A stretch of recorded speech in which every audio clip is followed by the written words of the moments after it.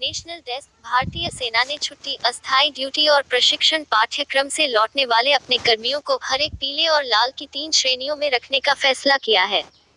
सरकारी सूत्रों की माने तो कोरोना वायरस के संक्रमण को फैलने से रोकने के लिए यह कदम उठाया गया है। सेना मुख्यालय ने चलाया अभियान। नए निर्देशों के तहत सेना मुख्यालय ने अभियान चलाने के लिए अहम उत्तरी कमान के सभी रैंक के अधिकारियों और सेना चिकित्सा कोर, सेना दंत कोर तथा सेना नर्सिंग सेवा के कर्मियों को शीर्ष प्राथमिकता के वर्ग में रखा है। सेना चिकित्सा कोर, सेना दंत कोर तथा सेना नर्सिंग सेवा के कई कर्मी संक्रमण का इलाज करने वाली विभिन्न टीमों का हिस्सा हैं।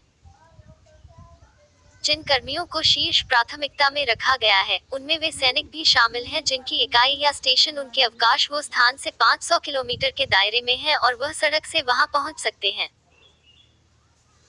सेना के 8 कर्मी संक्रमित अपने सभी बेस, प्रतिष्ठानों और फॉर्मेशन को भेजे। निर्देश में सेना ने कहा कि सभी कर्मियों को ड्यूटी शुरू करने के बाद 14 दिन के पृथकवास में जाना जरूरी है और उन्हें पीली श्रेणी में रखा जाएगा।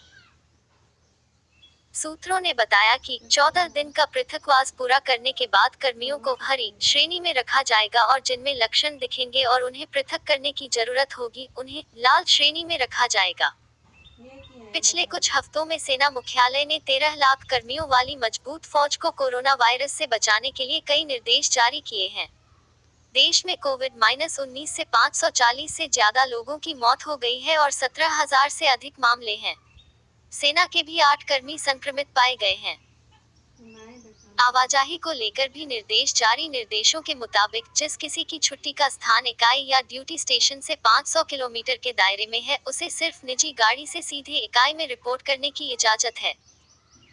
निर्देशों के मुताबिक जो 500 किलोमीटर के दायरे में नहीं आते हैं, वे सिर्फ निजी गाड़ी से नजदीक की इकाई या स्टेशन मुख्यालय में रिपोर्ट करेंगे।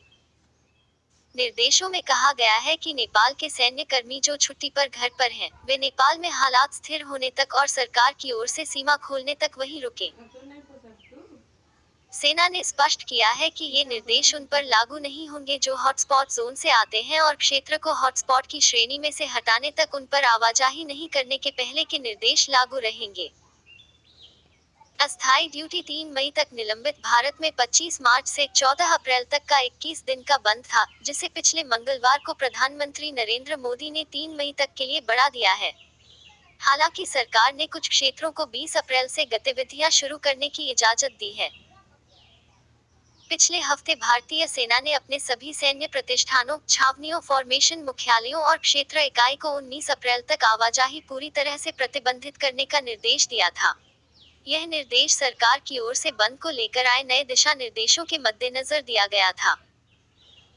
आदेश में यह भी उल्लेख किया गया है कि सेना मुख्यालय, कमान मुख्यालय और फॉर्मेशन मुख्यालय के कार्यालय 19 अप्रैल से 3 मई तक 50% कार्यबल के साथ काम करना शुरू कर देंगे।